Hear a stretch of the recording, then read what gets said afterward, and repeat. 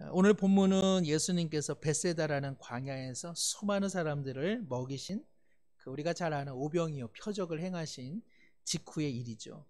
남자만 한 5천 명, 아마 아내 아이까지 포함하면 한 10,000명 이상 정도 됐을 테니까 아마 우리도 그 자리에 있었으면은 정말 흥분에 흥분을 넘어서고 말았을 것입니다. 오늘 14절에 보니까 그 12바구니 그 기가 막힌 하늘에 떡을 먹고 물고기를 먹은 사람들이 14절에 예수께서 이 행하신 표적을 보고 말하되 이는 참으로 뭐라고요? 세상에 오실 그 선지자다. 그 선지자라고 하는 것은요, 대단한 의미를 갖고 있습니다. 앞서 하나님께서 광야에 이스라엘 민족을 향해서 너희들 중에 훗날 모세와 같은 선지자가 반드시 세워질 것이다. 그 약속을 히브리 민족은 그냥 잊지 않고 꼭 기억하고 있었거든요. 그래서 언젠가는 그 선지자가 오리라. 그 선지자가 메시아요. 그 선지자가 자신들의 제2의 출애굽을 시킬 위대한 영적인 지도자다. 그 생각을 갖고 있었는데 오늘 이들이 그 고백을 하고 있는 겁니다. 그냥 선지자 중에 선지자가 아니라 바로 하나님께서 약속하신 그 선지자가 오늘 마침내 왔다. 그래서 이 오병이어의 그 배경을 이루는 것들이 그래서 유월절, 광야, 하늘의 만나, 모세 다 이런 이야기가 나오는 것이 바로 예수님을 통해서 진정한 제2의 출애굽이 시작되었다. 그래서 이들이 이렇게 흥분하게 되는 것이죠. 그런데 15절에 보면은 예수님께서 이들의 마음을 모르는 것이 아니라 너무나 잘 아시기 때문에 이들과 떨어지십니다. 왜냐하면 이들이 억지로 예수님을 강제로 붙들어서 세상 임금 삼으려고 하는 그 마음을 아셨기 때문에 예수님께서 혼자 산으로 떠나가시죠. 광야에서의 오병이어 표적을 행하신 것은 당장에야 그들의 배고픔, 그들의 절망을 예수님께서 위로하신 것이지만 궁극적으로는 하늘의 만나, 하늘의 떡인 나와의 관계를 통해서 너희들은 영원한 생명을 얻어야 한다라고 하는 예수님 자신의 메시아, 주님 되심을 나타내기 위한 표적이었는데 이 사람들은 예수님을 세상 임금 정도로 지금 생각하고 예수님을 임금 보좌에 앉혀놓고 이번에는 떡을 주셨으니까 다음에는 돈도 달라고 하고 이번에는 또 돈도 주실 거면 우리에게 집도 좀 주시고 집도 주실 것 같으면 우리에게 세상의 명예도 좀 주시면 좋겠다. 그러니까는 자신들의 욕망의 보좌 위에 예수님을 앉혀놓으려고 하는 인간의 마음을 잘 아시기 때문에 그들을 지금 떠나고 계시는 것이죠. 우리 예수님의 모습이 이렇다는 사실을 우리가 꼭 기억할 필요가 있죠. 예수님을 우리는 자꾸만 우리 욕망의 임금 자리에다가 앉혀놓고 세상에서 일어나는 어려운 일들 상소문 올리는 것처럼 예수님에 대해 갖다 붙여놓고 이제 해결해 달라고 이렇게 요구할 때가 참 많이 있습니다. 그런데 예수님은 우리가 마련해 놓는 임금 자리에 앉으실 생각이 없는 분이라는 사실, 예수님은 언제나 길을 떠나고 계시는 분. 그러니까는 예수님을 만난다라고 하는 것은 길에서 만나는 것이죠. 예수님은 길 위에서 그리고 사람들을 불러서 그리고 함께 길을 떠나자고 말씀하시는데 이 신앙생활 하다 보면 자꾸만 예수님을 어디에다가 상석에다가 모셔두고 그리고 불상에 절하듯이 예수님 앞에서 빌고 빌면 그게 이제 기독교 신앙인 것처럼 그렇게 생각하는 사람들이 많이 있습니다. 하기사 베드로도 그런 실수를 하지 않았습니까? 변화산이라고 불려진 훗날 그 산에서 베드로도 모세도 보고 엘리야도 보고 예수님의 휘황찬란한 광채를 보고 나서 그가 눈이 휘둥그레져서 뭐라고 얘기했습니까? 여기다 그냥 초막이나 짓고 여기서 살았으면 참 좋겠다고 베드로도 이야기하지 않았습니까? 산다는 게 고달프니까 예수님의 그 어떤 그 화려한 기적, 응답, 예수님의 치유 이런 거 경험하면 사실 그냥 예수님 어디다 모셔두고 예수님 그 놀라운 기적 맛보면서 신앙생활을 하고 싶은 마음이야 다 똑같은 마음 아니겠습니까? 그런데 우리 예수님은 그 마음은 아시지만 그 마음을 스스로 물리치시고 또 우리에게도 내려가자. 여기 있을 곳이 아니다. 길 위에서 신앙생활은 해야 된다. 이렇게 말씀하고 있죠. 그래서 예수님을 믿는다는 것은요, 예수님을 어디다가 신주단지 모시듯이 모셔두는 것 아니라는 사실, 예수님은 언제나 나를 따르라. 길 위에서 함께 걷자. 오늘 우리가 찬송가처럼 한 걸음 한 걸음 주님과 함께 걸어가는 것이다. 보이지 않지만 함께 걸어가자고 말씀하시는데, 우리 모두 모셔두는 신앙생활이 아니라 주님과 함께 따르고 걸어가는 신앙생활에 은혜가 있기를 소망합니다. 그래서 우리 신앙생활의 기준점은 내가 하나님 앞에서 얼마나 빌었느냐가 아니죠. 내가 얼마나 따랐느냐 하는 것이죠. 주님이 원하시는 삶의 길들을 얼마나 따랐느냐, 그 믿음의 분투가 중요한 것이지, 말씀드린 것처럼 불상처럼 어디 신주단지 고이 모셔두는 것처럼 모셔두고 비는 것, 그것이 신앙생활이 아니라는 것이죠. 예수님께서는 나는 세상 임금이 아니다. 너희는 나를 따라야 돼. 그래야만 신앙이 성장하고 그리고 신앙 가운데 발전이 있다. 이렇게 말씀하고 계십니다. 우리가 이렇게 말씀하시는 주님 앞에서 그러면은 주님 원하시는 믿음의 길, 순종의 길 잘 걸어가면 만사다 오케이겠다 이런 생각을 하긴 하는데, 또 어떻습니까? 주님 뜻인 것 같아서 뜻대로 살아봐도 때때로는 참 어려운 일 당할 때가 많이 있죠. 주님 뜻대로 결정하고 주님 뜻대로 살면 막 평안함이 있고 그 안에는 늘 기쁨이 있다. 그것이 이제 응답이다. 우리가 이렇게 하나님의 뜻을 발견할 수 있다라고 말하기도 하지만 다 그렇지는 않죠. 하나님 앞에 헌신한 분들 삶 가운데 어려움이 얼마나 많이 있습니까? 하나님 뜻대로 살아보겠다고 그렇게 자기 자리도 내려놓고 인생을 살아가는 사람들 중에 참 옆에서 보면 참 주님 뜻대로 사는데 왜 이렇게 고생하실까 하는 그런 우리 안쓰러움이 있지 않습니까? 주님 뜻대로 살아가면 다 형통하고 다 평안할 것 같은데 현실로 들어가면 그렇지 않다는 것이죠. 오늘 본문도 그렇습니다. 오늘 본문도 예수님께서 날이 저물 쯤에 제자들에게 우리가 가버나움 건너편에 왔으니 이제 가버나움으로 돌아가야 하니까 너희들 먼저 갈릴리 바다를 관통해서 가버나움으로 떠나가라, 이렇게 말씀하고 있습니다.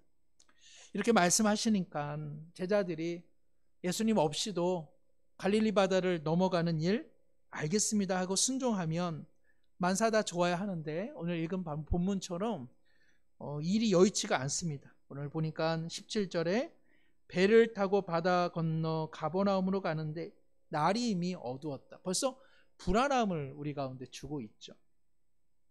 또 예수님은 아직 그들에게 오시지 않았다. 뭔가 예수님께서 어느 정도 해서는 오시리라 기대했던 것 같은데 예수님의 부재를 경험하고 있고요. 18절에 보면 큰 바람이 불어 파도가 일어나더라. 어두컴컴한데 예수님도 오시지 않고 큰 바람이 불어 파도가 불어 닥치고 있으니까 이 12제자 얼마나 마음들이 힘겨웠겠습니까? 앞서만 해도요, 참 잔치였죠, 잔치. 광야에서 오병이요, 그 축하의 잔치가 한복판 열렸었는데 이 무슨 갑자기 웬 날벼락입니까? 오병이어의 그 풍성한 기적을 사람들에게 베풀 때만 해도 사람들이 제자들을 얼마나 부러움의 눈초리로 봤겠습니까? 저렇게 예수님의 측근으로 저 사람들은 저렇게 달라붙어서 살아가니까 얼마나 좋을까. 저 사람들처럼 우리도 예수님이 한번 이름이라도 불러주고 측근이 되면 얼마나 좋을까, 이런 생각하지 않았겠습니까? 그런데 예수님께서 지금 오시지 않고 그리고 갈릴리 바다를 관통해서 가는데 파도가 일어나고 큰 광풍이 불어나기 시작하죠. 신앙생활이 참 어려울 때가 이런 거 아닙니까? 주님 뜻대로 순종하고 또 주님께서 행하신 놀라운 은혜도 맛봤는데 얼마 지나고 나면 현실을 보면은 그런 일이 있었나 어쨌나 하는 그런 일이 생기는 것이죠. 은혜를 참 많이 받았는데 가정으로 돌아가면 가정에서는 막 싸움박질이 일어나기도 하고, 정말 하나님이 나를 도우시는구나 이렇게 정말 기대를 갖고 삶의 자리로 갔는데 뭐 인간관계가 틀어진다든지, 또 내가 어느 정도 수익을 얻으려고 생각했던 일들이 어그러진다든지, 은혜를 받았는데 하나님께서 내게 뭐라고 말씀해 주셨는데 현실에 들어가면 어둡고 바람 불고 파도가 일어나고 그런 일이 종종 있지 않습니까? 제가 신앙생활 초반에 이렇게 여름 수련회 은혜를 받고 딱 집으로 가는데, 제가 참 좋아하는 형이 그런 말을 했는데 참 기억에 남습니다. 야 택진아, 여름 수련회 끝나고 시험이 있어. 그러니까는 수련의 이유가 중요하다. 그 말이 참 마음에 와닿더라고요. 아니나 다를까 제가 그 수련회 잘 마치고 딱 집에 가는데 버스 안에서 어떤 사람이 저를 학생 때 시비를 거는 일이 일어났었습니다. 그 형의 말이 없었다면 제가 큰 낭패를 받았을 텐데 그 형의 이야기가 기억이 나더라고요. 이게 시험이구나. 그래. 내가 은혜는 받았지만 내가 그 은혜를 적용해야 될 삶의 자리란 참 쉽지 않은 거구나. 그래, 그래서 하나님께서 이 은혜를 먼저 주셨지. 그래서 제가 참 이 말이 늘 기억에 남습니다. 우리 아마 성도님들도 주일에 은혜 받아도 아마 주일 저녁에 힘든 일이 일어날 수 있고요. 아무리 그 은혜를 많이 받으셔도 월요일에 새로 시작되는 삶에는 늘 피곤함이 있습니다. 오병이어의 그 벳세다 광야에서 하늘 만나를 먹고 나눠줄 때만 해도 제자들이요, 돌멩이라도 씹어 먹을 것 같은 그러한 흥분과 의기양양함이 있었을 텐데, 날이 저물고 예수님 사라지고 그리고 가버나움으로 걸어가는 항해하는 그 바다 한복판에서 얼마나 그들이 좌절을 느꼈겠습니까? 오늘 복음서 요한복음인데요, 다른 복음에는 한 밤 4시 정도, 밤 한 3시 정도 이렇게 기록되어 있습니다. 그러니까는 이들이 깊은 어둠의 시간을 보내고 있는 것이죠. 제가 아는 그 목사님이 계시는데 그 동서분이 뜻하지 않은 그 암이 이제 발병이 돼서 아내분도 젊고 아이도 어린데 상당히 좀 심각한 시간들을 보낸다, 그런 이야기를 전해왔습니다. 참 행복한 가정이고 단란한 가정이었는데 일순간에 이제 그 암 투병 이제 환자가 된 것이죠. 그런 이야기를 들을 때마다 참 산다는 게 한 끝발이다. 제가 전문 용어를 써서 죄송합니다만은 정말 한 끝발인 것 같습니다. 앞에 보면은 길인데요, 혹여나 싶어가지고 뒤를 돌아보면 절벽이 우리 삶 가운데 있지 않습니까? 이렇게 땅을 바라보면 평평한데 뒤를 이렇게 뒤돌아보면 벼랑 끝에 서 있는 것 같은, 산다는 게 때때로는 길과 절벽 그 경계선에 놓여 있는 것 같습니다. 지금 제자들이 경험하는 것이 그것이죠.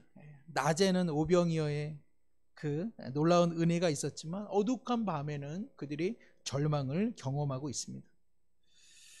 우리는 언제나 주님 앞에 이러한 시간 속에 질문을 하게 되죠. 왜 이런 일이 일어나는가? 왜 주님의 은혜가 있고 주님의 놀라운 치유를 경험하고 주님의 놀라우신 능력이 여전한 것을 아는데 왜 우리 신앙생활을 하면서 또 믿음 생활을 하면서 캄캄하고 어두운 시간들을 꼭 보내야 되는가?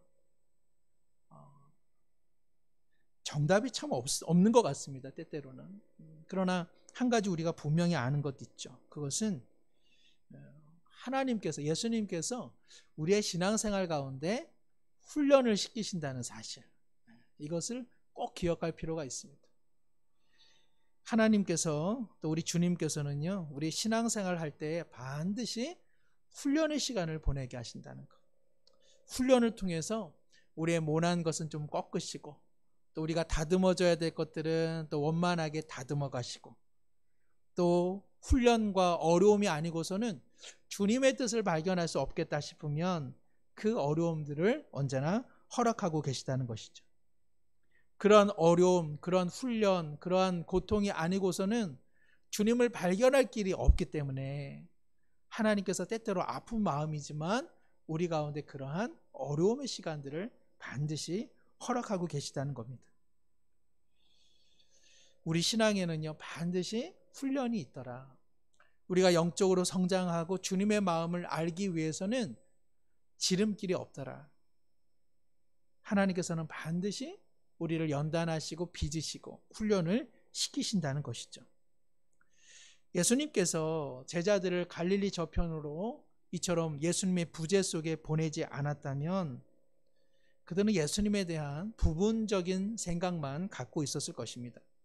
즉 예수님을 세상 임금처럼 모시려고 했던 오병이어의 기적을 체험한 사람들과 똑같은 신앙 정도밖에 그들은 갖지 못했을 것입니다.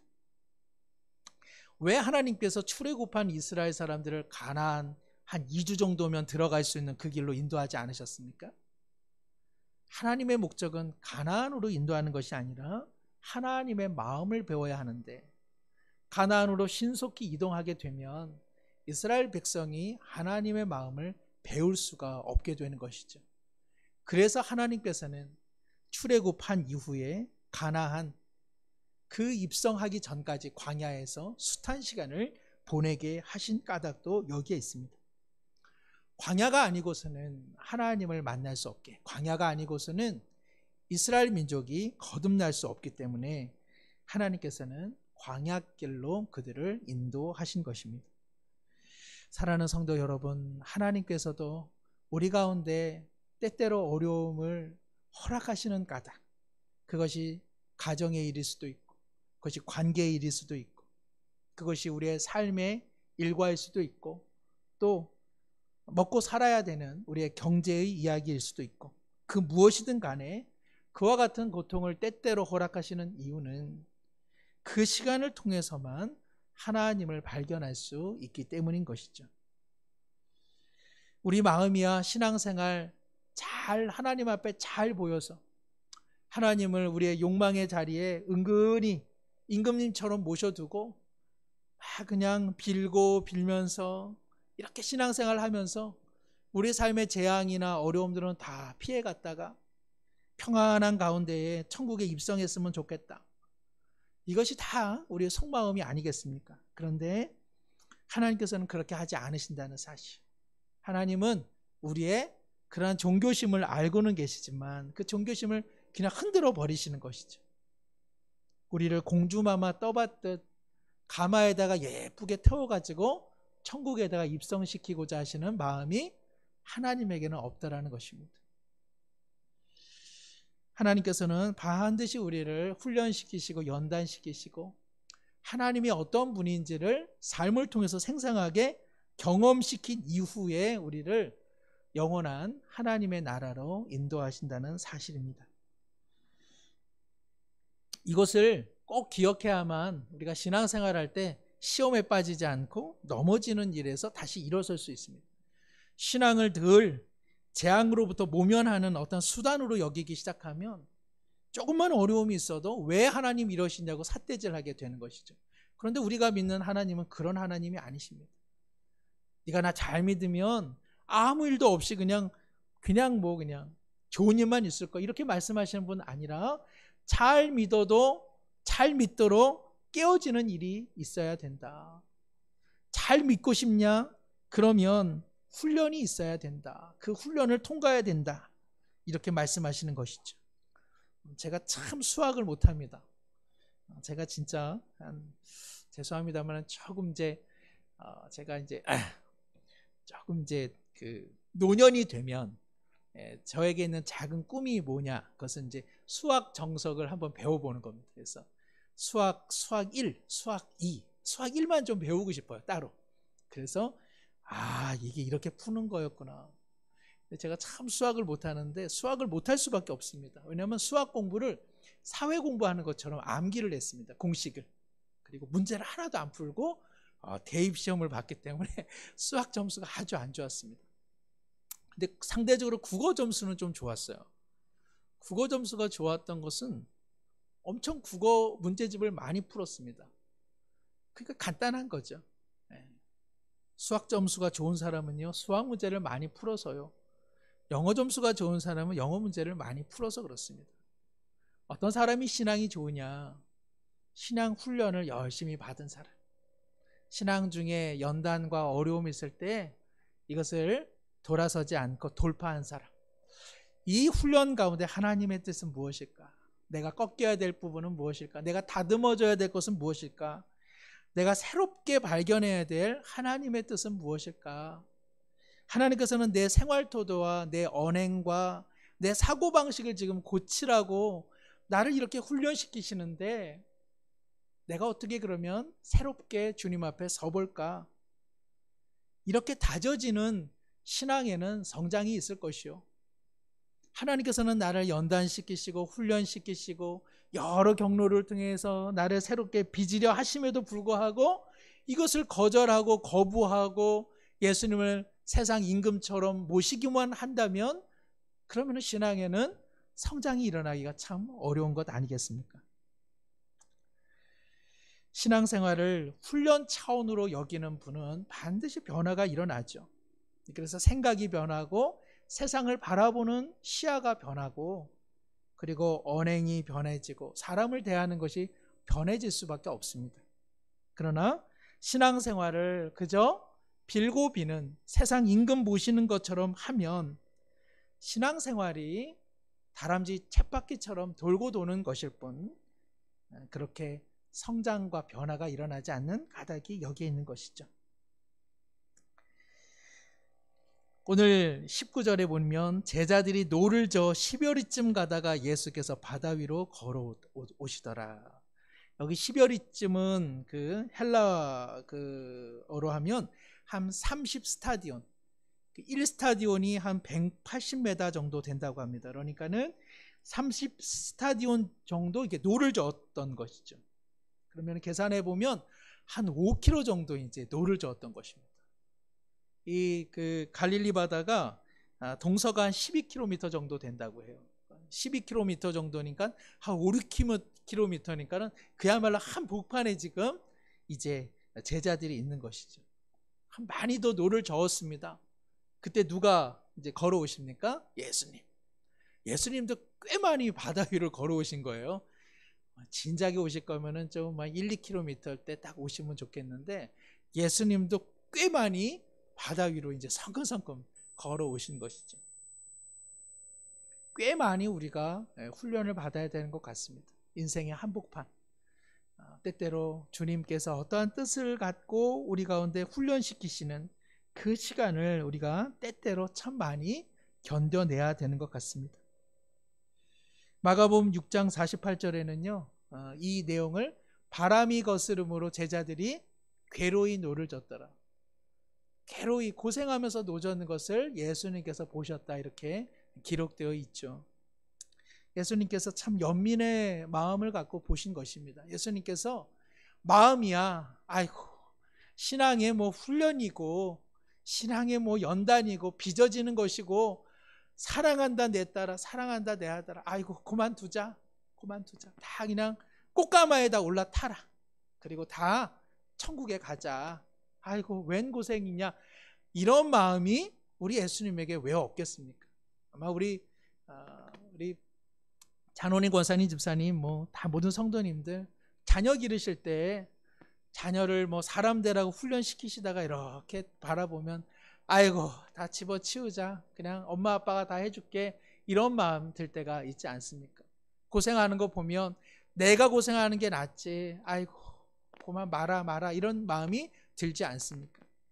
예수님께서 홀로 제자들을 앞서 보내시며 그 맞바람 속에 괴로이 노를 젓는 우리 제자들을 보시면서 아이고 참 힘들다 안 됐다 그 긍휼의 마음 잊지 않으셨겠습니까? 우리 예수님께서 성큼성큼 그 바다 위를 걸어오십니다.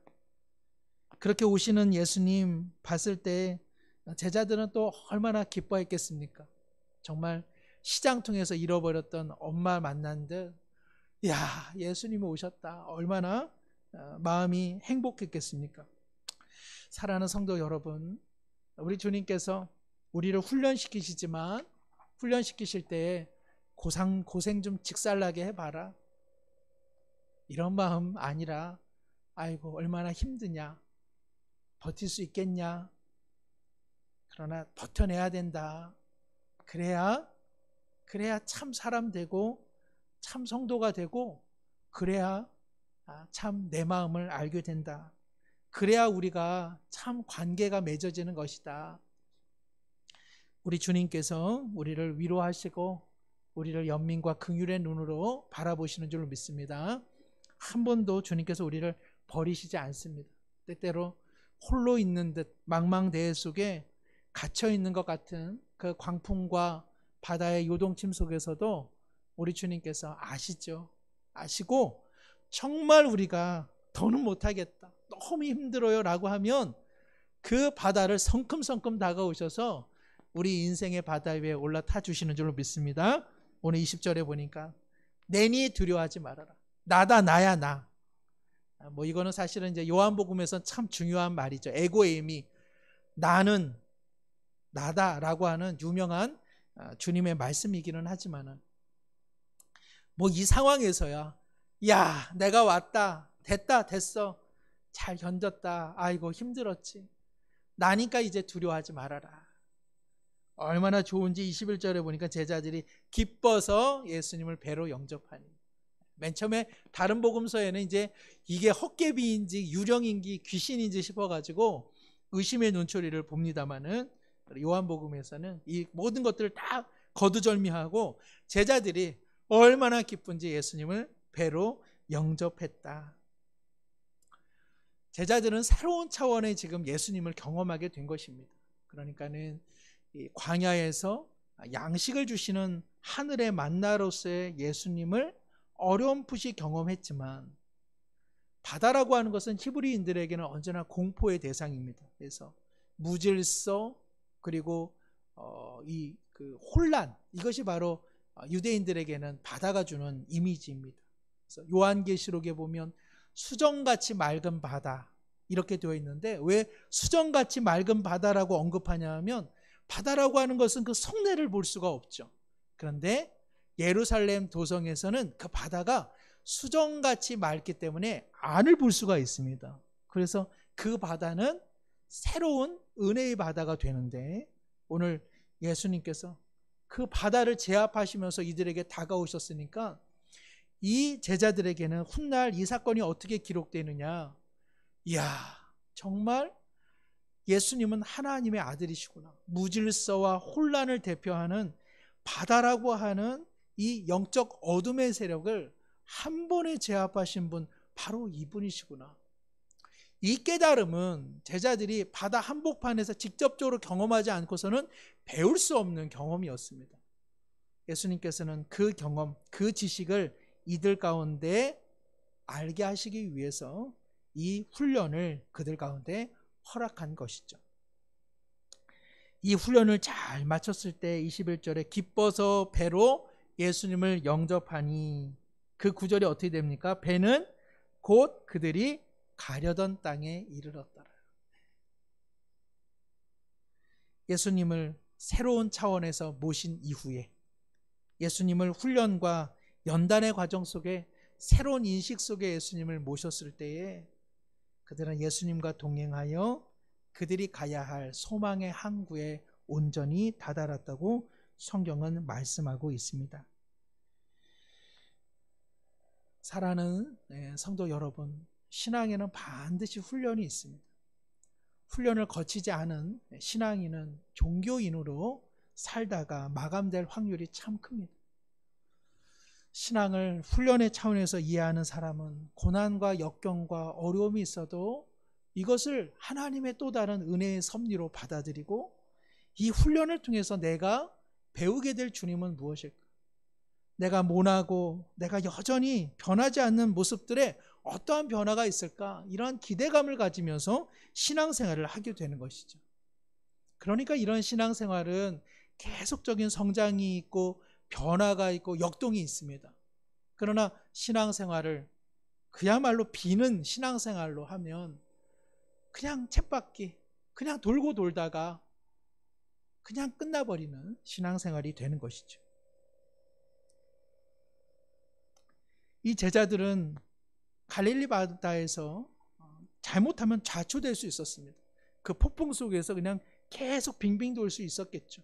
그러나 이들이 이것을 훈련으로 생각하고, 그리고 이 훈련을 괴로이 노를 저으면서도 앞으로 전진하면서 나가기 시작했을 때 예수님이 오시고, 그리하여서 이들은 변화의 새로운 항구에 다다를 수 있게 된 것입니다.